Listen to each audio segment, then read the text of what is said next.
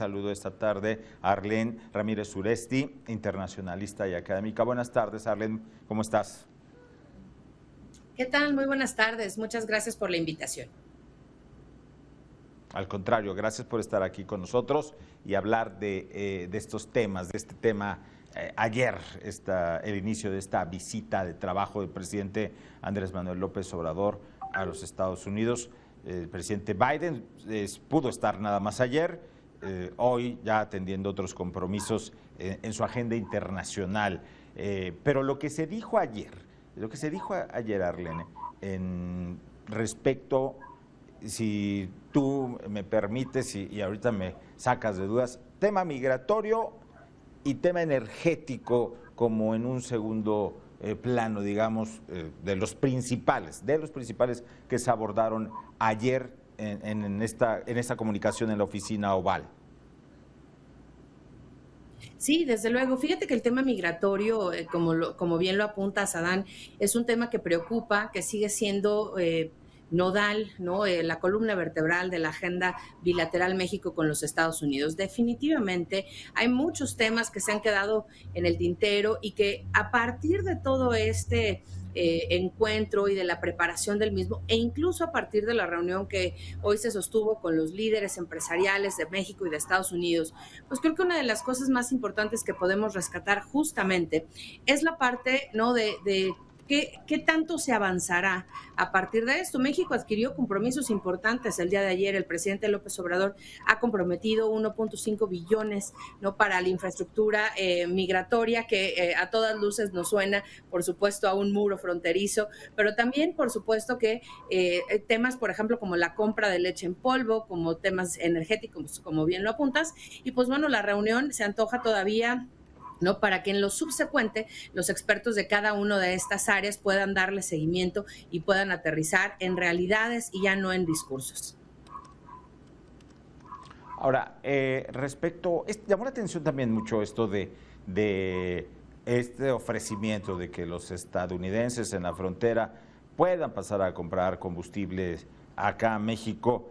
Pues los analistas más exquisitos dicen, bueno, si nosotros mandamos el petróleo a refinar allá, y nos lo regresan más caro ya como gasolina, y luego aquí nosotros le metemos un subsidio al combustible para que no sea tan caro, ¿dónde está la razón de ser de que estadounidenses vengan a disfrutar de ese subsidio acá? Siento que a lo mejor se enredan mucho, es quien dice esto, pero ¿sí les puede ser atractivo la compra de combustible de este lado a los estadounidenses? No, por supuesto que no, Adán, sobre todo por el nivel de competitividad energética que tiene México. No solamente son los precios, sino la calidad del octanaje que tiene la gasolina en México y la gasolina en los Estados Unidos. Como bien sabes, en los Estados Unidos adquirir un auto nuevo, ¿no?, un auto del año, no es tan complejo para la clase media como lo es en México. Entonces, los autos en los Estados Unidos, aparte que ya muchos son híbridos, requieren tecnología de procesamiento con cierto grado de octanaje que las gasolinas mexicanas, ni digamos, la premium, ¿no?, la de mayor calidad, logran alcanzar. Entonces, es muy relativo, ciertamente, este comentario que hizo el presidente a López Obrador, al presidente Joe Biden, pues fue un comentario un poco con jiribilla, digamos, ¿no? Pero en realidad no es una ventaja competitiva. Los mercados, además, en los Estados Unidos han estado fluctuando demasiado. Es cierto, algo que sí es cierto, es que el tema energético a los Estados Unidos hoy le apremia muchísimo. Y la razón, Adán, es que mientras más se prolongue la guerra entre Rusia y Ucrania, a Estados Unidos le va a costar cada vez más mantener un nivel competitivo de precios en energéticos como, por ejemplo, el gas natural. Eso sí le preocupa, ¿no? Y algo que además no solamente le preocupa internamente, sino que Estados Unidos se comprometió con la Unión Europea para ayudar su plan de autosustentabilidad, para dejar la dependencia de lado que tenían con Rusia y usar este gasoducto que ha estado en disputa desde el inicio de la guerra entre Rusia y Ucrania, ¿no? En esta región del Donbass. Justamente apuntando hacia allá, el presidente Joe Biden está buscando recursos energéticos. El acercamiento con Venezuela no es casualidad. Y hoy, por ejemplo, vemos que el presidente López Obrador pone sobre la mesa un tema energético que, por supuesto, le puede redituar en beneficio al presidente Joe Biden de nación en la antesala de las elecciones intermedias. Hoy se da a conocer nuevamente datos de inflación en los Estados Unidos. Ya está en niveles preocupantes para ellos. Y hoy en la mañana veía, al menos era el caso de hoy por la mañana, el dólar ya más caro en su cotización con el euro aquí en nuestro país. Esto todavía con reuniones allá en los Estados Unidos de la comitiva mexicana, pone un panorama aún más difícil en cuanto a la inflación en ambos países. Sí, definitivamente. Los modelos económicos en los Estados Unidos dependen de la inflación en la mayoría de los casos. Justamente cuando hay periodos altos de inflación, se recurre a mecanismos de consumo para poderla estabilizar. Pero cuando la inflación llega a un punto de hiperinflación o de inflación galopante, como lo que hemos estado viendo en las últimas semanas, es decir, hay una subida exacerbada al precio promedio esperado y proyectado al año en la inflación. Y esto empieza a fluctuar de manera vertiginosa hasta un punto en el que ya es prácticamente irreversible lograr el punto, ¿no?, de equilibrio de la inflación. Entonces, en ese sentido, para los Estados Unidos y para México, por la gran cantidad de productos de importación que tenemos de los Estados Unidos hacia México, eso naturalmente va a encarecer los precios en el mercado. Y si a eso le sumamos los problemas en la cadena de suministros, de la que ya hemos venido hablando desde hace varios meses en el mundo, pues evidentemente todo se vuelve más caro y va a llegar un momento, ¿no?, próximamente, en que la clase media en los Estados Unidos tendrá problemas importantes para acceder a estos productos de la canasta básica, ¿no?, en los Estados Unidos. Justamente por eso apremia el tema económico y no solamente en la parte, como yo decía al inicio, ¿no?, de nuestra charla, Dan, en la parte discursiva, sino en la parte ya pragmática, práctica, en la que realmente el tema se vuelva, ¿no?, un elemento importante de análisis, pero además de aplicación del tratado, cómo debe ser, ¿no?, a partir de este aniversario que tenemos en estos días también de la puesta en marcha del TEMEC. Entonces, una de las cosas más importantes que tenemos que ver en este panorama, pues es justamente en dónde hará clic, digamos, si me permites la expresión, en dónde hará clic esto que se dijo con lo que se va a operar. Ciertamente, las grandes ventajas que tiene el mercado internacional y sobre todo la afluencia de los mercados internacionales hoy, pues permite que haya menos dependencia de capitales extranjeros. Sin embargo, tanto para México como para los Estados Unidos será un gran reto. ¿Qué pasará con esta reunión hoy con empresarios estadounidenses y empresarios mexicanos? ¿Podremos hablar de acuerdos importantes en materia de inversión?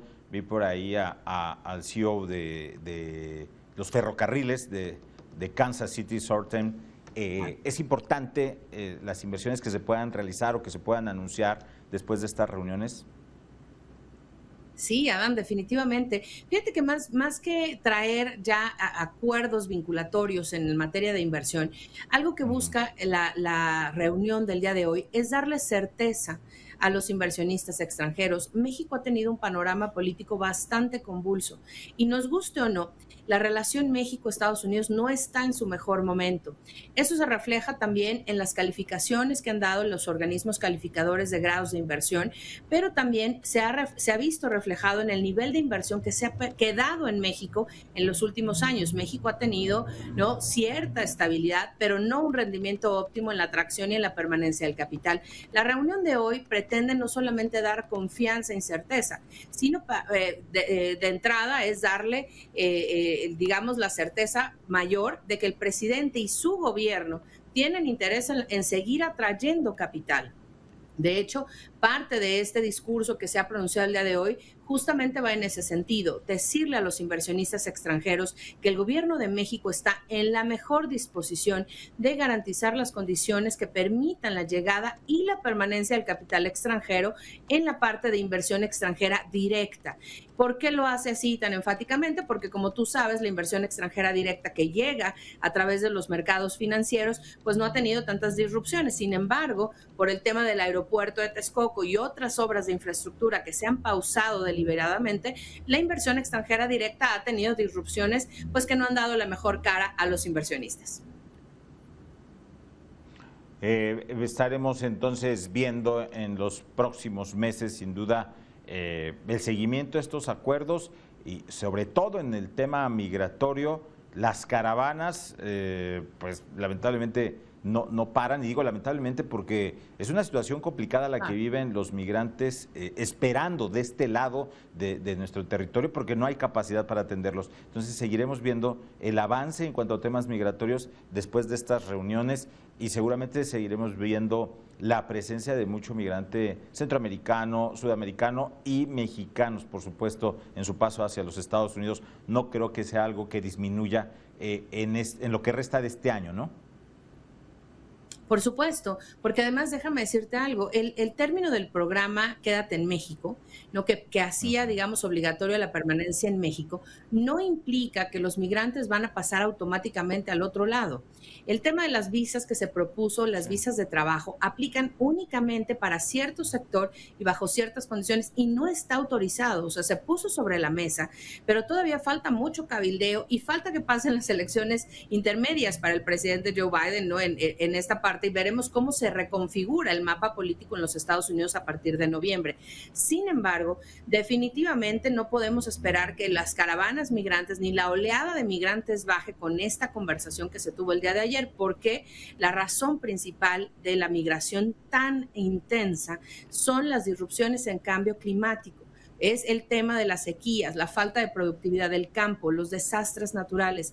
Y mientras no haya en realidad políticas públicas que vayan apuntando en los países expulsores de migrantes a remediar y a contener este impacto, pues definitivamente seguiremos viendo estas oleadas, pero además con gran preocupación, como bien lo dice Adán, pues esta tragedia humanitaria que viven los migrantes en todo su trayecto hacia los Estados Unidos, y lo más importante también, la poca capacidad que tendremos de reasimilar a los migrantes mexicanos que están hoy en los Estados Unidos y que sí o sí serán regresados, porque no todos estarán en condiciones para cumplir, ¿no?, con las nuevas condiciones migratorias para tener un lugar en los Estados Unidos, aún en un esquema temporal de trabajo. Arlen Ramírez Uresti, internacionalista y académica, te agradezco mucho estos minutos con Mega Noticias MX. Al contrario, Dan, un gusto saludarte. Gracias por la invitación. Muy buenas tardes.